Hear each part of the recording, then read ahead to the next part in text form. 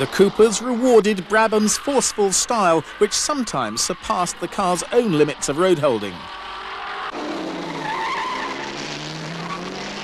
And they responded magnificently to Stirling Moss's somewhat gentler and more precise style.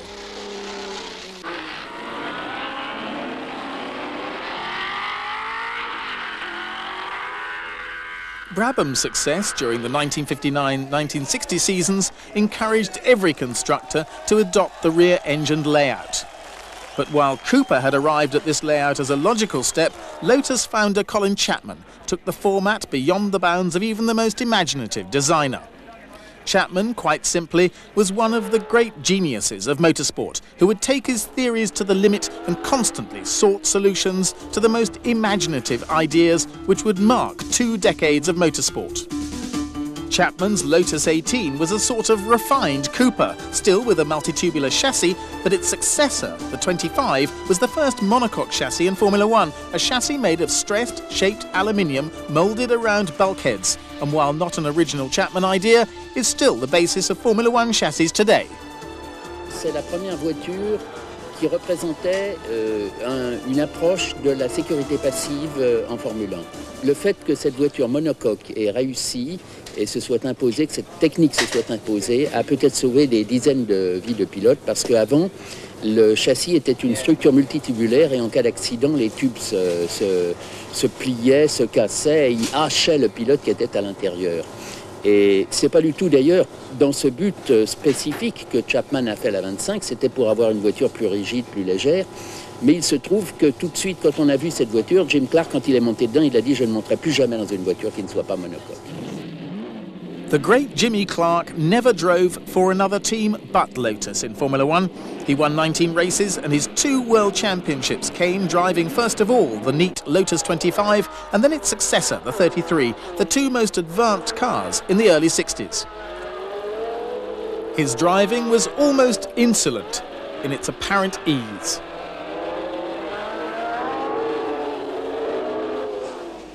Colin Chapman was entrusted with the first Ford Cosworth DFV V8 engine in 1967, and he designed the Lotus 49 around it, using the engine as a stressed member, again a first in Formula One.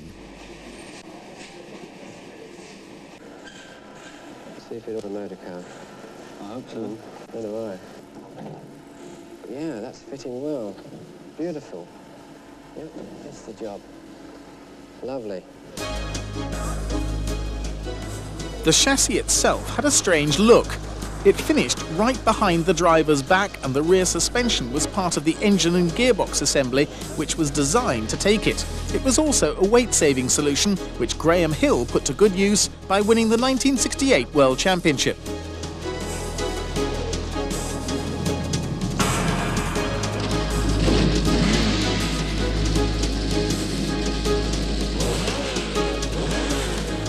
Jim Clark took the Lotus 49 and its Cosworth engine to a remarkable debut victory at the Dutch Grand Prix in 1967, and the car and its derivatives would go on to win 12 Grand Prix in 3 seasons, in the hands of Clark, Graham Hill and Jochen Rindt.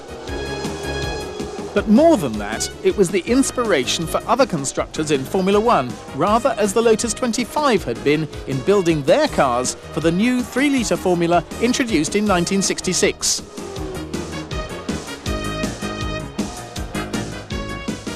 C'est sur la 49 que l'on a vu apparaître les ailerons pour la première fois.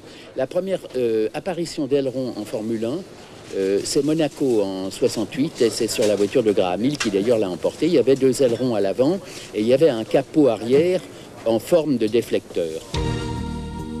Chapman's message soon made its mark. À la course suivante, qui était le Grand Prix de Belgique, Brabham et Ferrari ont été un cran plus loin que Chapman en mettant des véritables ailerons, non seulement à l'avant mais à l'arrière aussi. Et aussitôt, Chapman a repris l'avantage, il a mis des ailerons à l'arrière qui n'étaient plus fixés à la voiture, à la carrosserie, mais qui étaient fixés sur les porte-moyeux qui étaient donc mobiles.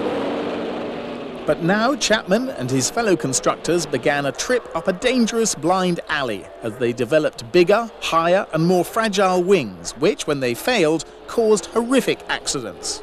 The governing body had to put a stop to it, and quickly. But the basic idea was an extension of the use of cars' aerodynamics.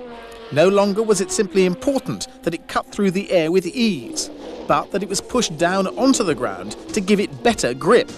Chapman was the first to realise this with his designer Maurice Philippe and their joint production, the Lotus 72. It was in a Lotus 72 that Jochen Rindt died in practice for the 1970 Italian Grand Prix. But he would become posthumous world champion that year.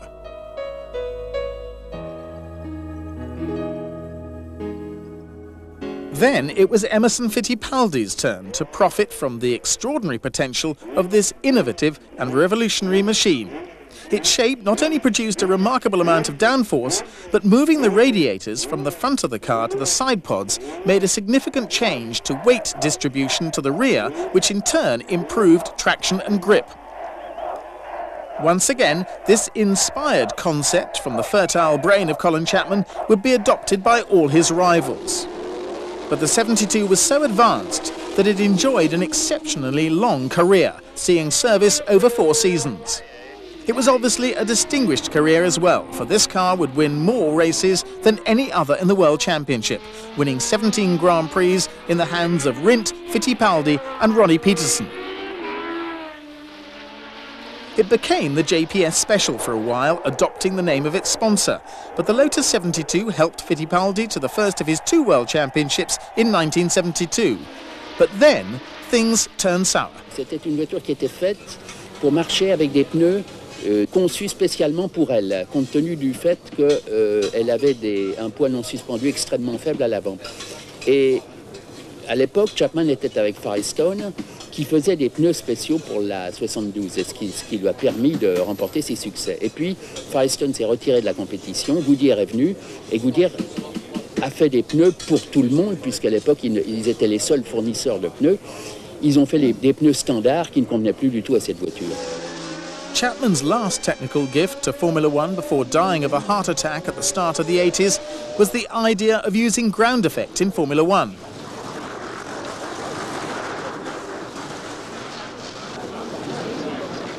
This comprised creating a depression beneath the car which would literally be sucked down onto the road. It was first seen on the Lotus 78, which appeared at the start of the 1977 season, but it suffered a lack of reliability. However, once again, Chapman and his associates Tony Rudd and Peter Wright had succeeded in eclipsing their rivals. Chapman had basically gained on 2 fronts. Downforce was no longer obtained by the wings. These were simply used to balance the car, so there was less drag. In order to produce the lack of pressure under the car, the side pod's undersides were shaped in order to accelerate airflow from the front to the rear of the car, and the extremes of the side pods were fitted with sliding skirts to make the sides airtight.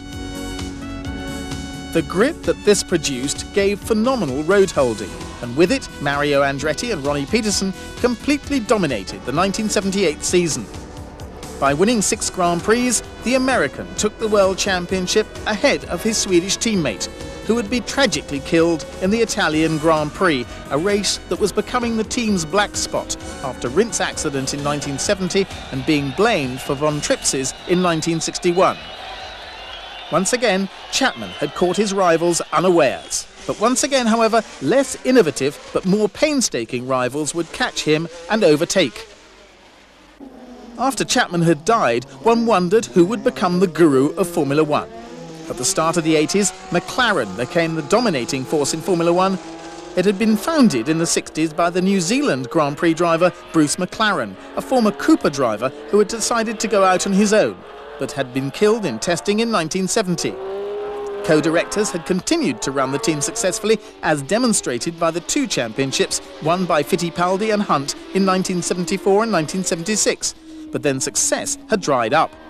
The team was no longer a front runner when it was taken over by an ambitious team manager, Ron Dennis, who had the foresight to gather some talented and powerful people around him. There was the iron-handed designer John Barnard and the wealthy Mansour Ojeh with his company TAG, or Techniques d'Avant-Garde. Between them, they supplied the ultimate weapon, the MP4 chassis, fitted with a 1.5-litre V6 turbo engine, developed, built and run exclusively for them by Porsche. But the most important innovation was the use of super light carbon fibre to build the monocoque rather than aluminium, as well as the car's Coca-Cola bottle shape, which would soon be copied by other teams. The TAG Porsche-engined McLaren MP4s first of all took the 1984, 1985 and 1986 championships with Lauda and Prost. Technically speaking, these cars had the most developed and most efficient chassis, as much in terms of stiffness as aerodynamically.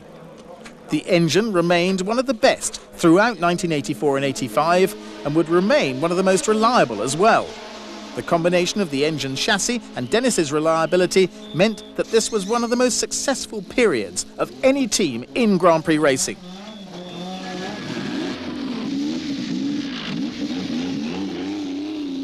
Dennis had raised the standard of team organisation to unprecedented levels. He had managed to raise a substantial budget, but in return for this, and also because of it, he used all his motivation and his purest ideals to go about the business of motor racing in a much more detailed way, tackling each and every job with greater care and professionalism. But by raising that standard, everyone else now had to seek greater budgets in order to attempt to rival his team, and the price of victory was so high that few could afford it. Dennis had to pay dearly for his TAG Porsche engines, but Hondas, while just as competitive, were a great deal cheaper. We were in a customer-supplier relationship. We were the customer, they were the supplier. As in any customer-supplier relationship, we were paying, they were receiving our money, and they were making an engine to our specification. At the time, it was an immensely successful program, but it was becoming apparent that it was not possible to finance to the level that was going to be required the 3.5-litre normally aspirated engine that was due to be introduced in '89. We chose to open discussions with Honda, and those discussions were based on the philosophy of our respective companies and the desire to have a real partnership. It was a sort of total commitment that you make, similar to a marriage. You know, it's for better, for worse, for richer, for poorer, all these things, and that was a sort of level of commitment that we made. And so continued the extraordinary run of success for the McLaren MP4. There was a brief interruption in 1987 when Williams Honda briefly took over, but in spite of the departure of Barnard, the original father of the MP4, the car's younger brothers and sisters remained competitive. From 1988 to 1991, the McLaren Hondas would win a further 4 consecutive titles, 3 for Senna, 1 for Prost. Unprecedented.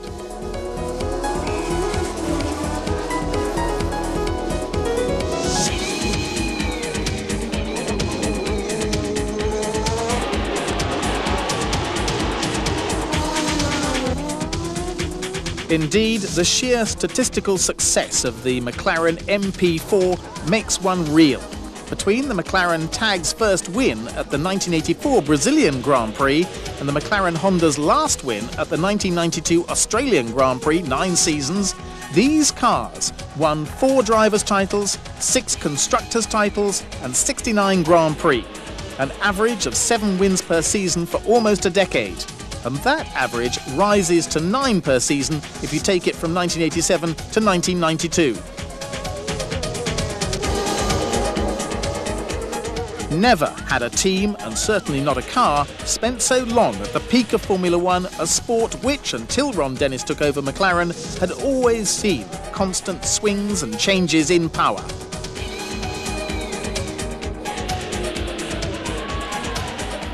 Just as Chapman had been the master of technology and Ferrari has persevered for so many decades, so Ron Dennis, in terms of organisation, has left his mark on Formula One.